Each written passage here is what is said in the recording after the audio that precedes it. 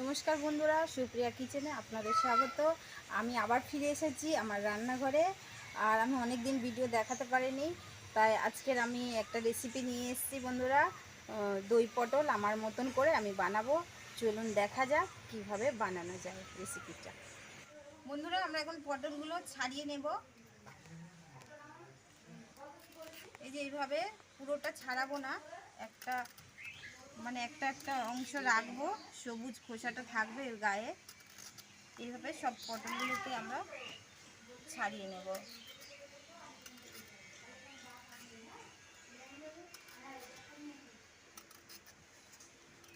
এখানে 1 কেজি পটল আছে।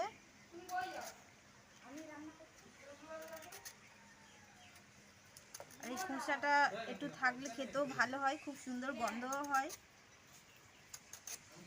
বন্ধুরা, আমি পটলগুলো সব এইভাবে ছাড়িয়ে নিয়েছি। দেখুন, এবার আমি মাথাগুলো, দুদিকের মাথাগুলো এভাবে কেটে বাদ দেব। আর এইভাবে আমি একটু করে পটলটাকে চিড়ে নেব, যাতে মশলাগুলো ভিতরে ঢোকে আর খেতেও খুব স্বাদ হবে। এইভাবে আমি সবগুলো কেটে নিচ্ছি এক এক করে।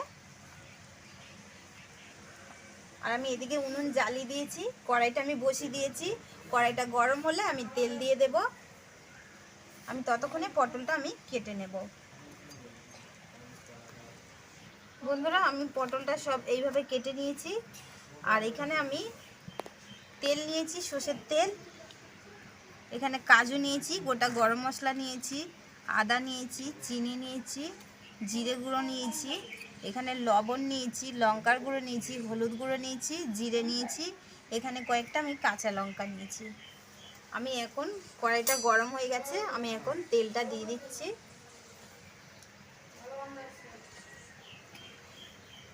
তেলটা গরম হলে আমি পটলটা ভেজে নেব।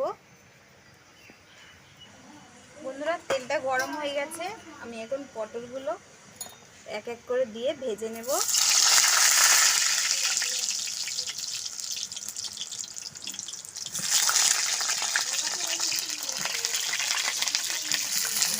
সব পটলগুলোকে আমি দিয়ে দিলাম। এর মধ্যে আমি একটু হলুদ গুঁড়ো দিয়ে দিলাম, সামান্য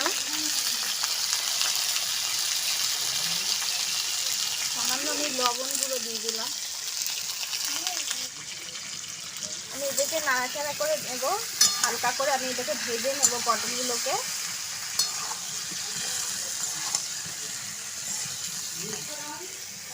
এটা ভাজা হোক, আমি ততক্ষণ একটা দেখাচ্ছি। আমি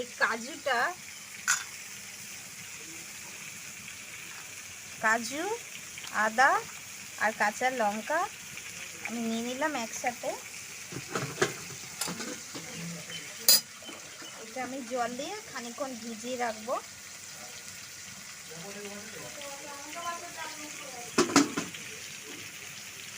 এটা আমি একসাথে পেস্ট করে নেব।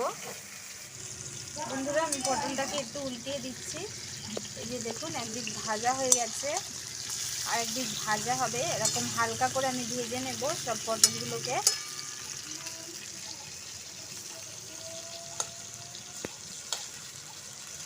আর বন্ধুরা, আমি অনেক দিন আপনাদের কাছে ভিডিও দিতে পারিনি, আমি দুঃখিত। আমাদের অনেক সমস্যা ছিল, সমস্যার জন্য আমি ভিডিও করতে পারিনি।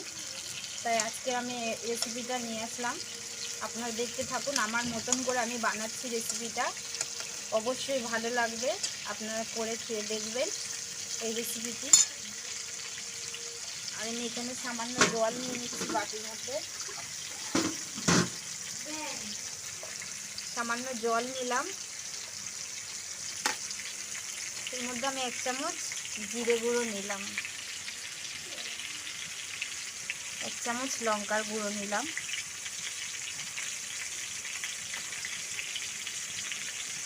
পরিমাণ মতন হলুদ নিলাম,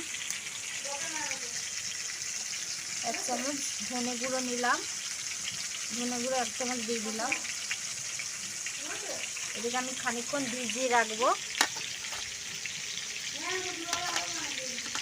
খানিকক্ষণ ভিজিয়ে রেখে দিলাম।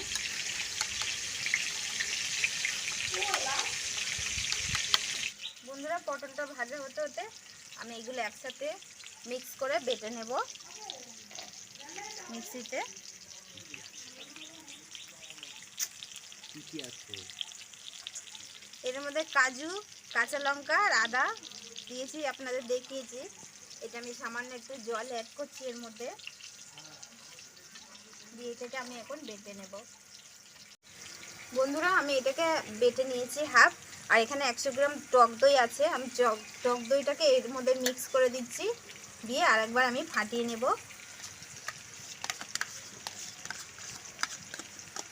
এটা মিক্স হয়ে যাবে দই আর কাজু। এটাকে আরেকবার আমি একটু বেটে নিচ্ছি।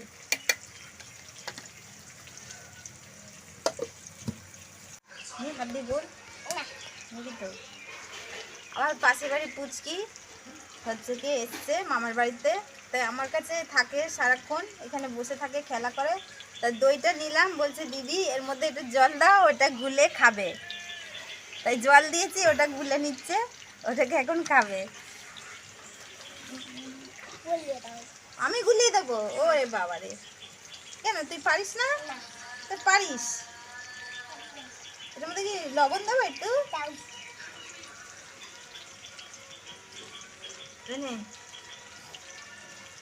খা।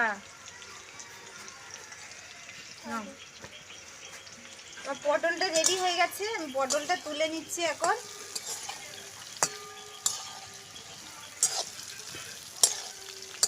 পটলটা ভাজা হয়ে গেছে, পটলটা উঠিয়ে নিলাম।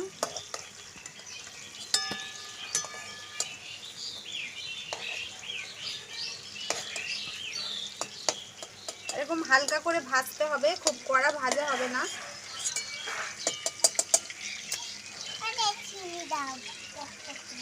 আবার চিনিও দিতে হবে? ওরে বাবারে, নে। কড়াই খানিকটা তেল আছে, আমি একটু কিছুটা তেল দিয়ে দিলাম। তেলের মধ্যে আমি তেজপাতা ফোড়ন দিলাম, গোটা গরম মশলা, দারচিনি, লবঙ্গ আর এলাচ আমি দিয়ে দিলাম, গোটা শুকনো লঙ্কা দিলাম। এটাকে আমি ভাজা ভাজা করে নেব। দুটো শুকনো লঙ্কা দিয়ে দিলাম, এটাকে সুন্দর করে ভাজা ভাজা করে নেব। এটা ভাজা ভাজা হয়ে গেছে। আমি এখন যে পেস্টটা বানিয়ে রেখেছিলাম মশলা, সেই মশলাটা আমি এখন দিয়ে দিলাম। মশলাটাকে ভালো করে ভাজা ভাজা করে নেব আমি। সামান্য একটু জল আমি দিয়ে দিচ্ছি, সামান্য একটু জল দিয়ে দিলাম।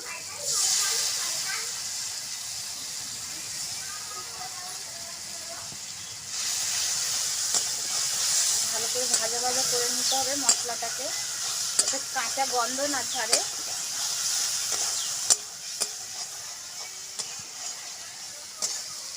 বন্ধুরা, মশলাটা ভাজা হয়ে গেছে, দেখুন কত সুন্দর হয়ে গেছে, কালারটা এসছে। আমি ওর মধ্যে আর একটু হলুদ গুঁড়ো দিয়ে দিচ্ছি সামান্য, কারণ হলুদ গুঁড়ো আর লঙ্কা আমি দিয়েছিলাম। সামান্য একটু হলুদ গুঁড়ো আমি দিয়ে দিলাম, কারণ পটলটা ভাজার সময় আমি হলুদ গুঁড়ো আর লবণ দিয়ে ভেজে নিয়েছি। আমি এখন পটলগুলো ঢেলে দিচ্ছি, মশলাটা হয়ে গেছে।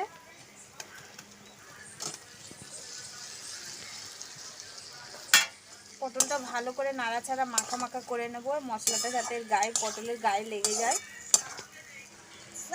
আমি যে কাজু বাদাম, দই, কাঁচা লঙ্কা, আদা দিয়ে পেস্ট বানিয়ে রেখেছিলাম, আমি এখন এটা এর মধ্যে দিয়ে দিলাম।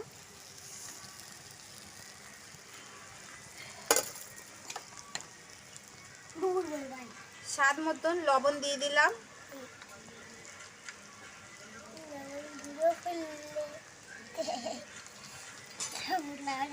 আমি যে ভালো করে কষিয়ে নেব মশলাটাকে।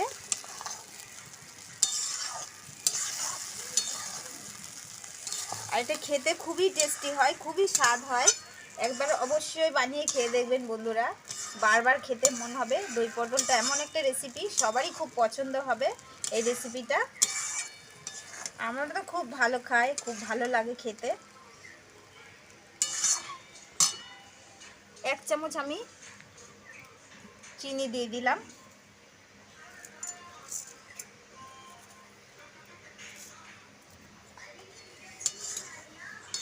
কালারটা দেখুন কত সুন্দর লাগছে দেখতে। আমার তো এখনই খেতে ইচ্ছা করছে। দেখেছিস, তোর সাথে কথা বলবো না, যা যা, তোর সাথে কোনো কথা নেই, তোর সাথে আমার আড়ি। বন্ধুরা দেখুন, এটা কষিয়ে কষিয়ে তেল ছেড়ে গেছে, তার মানে কষাটা হয়ে গেছে। আমি এবার এর মধ্যে সামান্য একটু আমি জল অ্যাড করব, যে জলটা আমি দই বাটা আর যে কাজু বাটা যে মিক্সিটা ছিল ওটা ধুয়ে যে জলটা বেঁচেছে, আমি এই জলটা আমি এর মধ্যে দিয়ে দিলাম। যে কষানো হয়ে গেছে, এটা আমি এখন 5 মিনিট আমি ফুটিয়ে নেব ঢাকা দিয়ে। পটলটা সিদ্ধ হয়ে যাবে, আমি 5 মিনিট এখন ঢাকা দিয়ে ফুটিয়ে নিচ্ছি। 5 মিনিট পর বন্ধুরা আবার দেখাচ্ছি আমি। বন্ধু 5 মিনিট পর আমি ঢাকনাটা খুলছি, দেখুন কত সুন্দর হয়েছে কালারটা, একদম রেডি হয়ে গেছে। আমি এখন একটু গরম মশলার গুঁড়ো দিয়ে দিচ্ছি।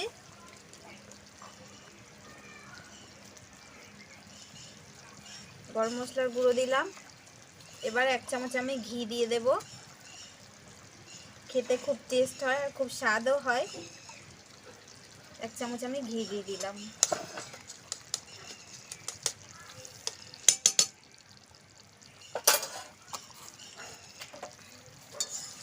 এটাকে আমি মিক্স করে নিলাম।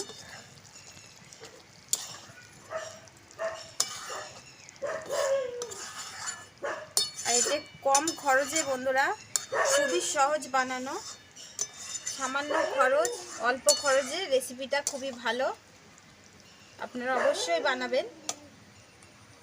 আর আমার এটা রেডি হয়ে গেছে, আমি এখন এটা নামিয়ে নিচ্ছি।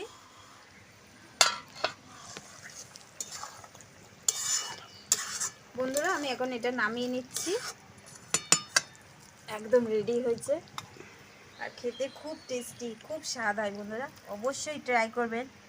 পুরো একদম হোটেলের মতো লাগবে খাবারটা। বড় বড় রেস্টুরেন্টে এরকম রেসিপি পাওয়া যায়।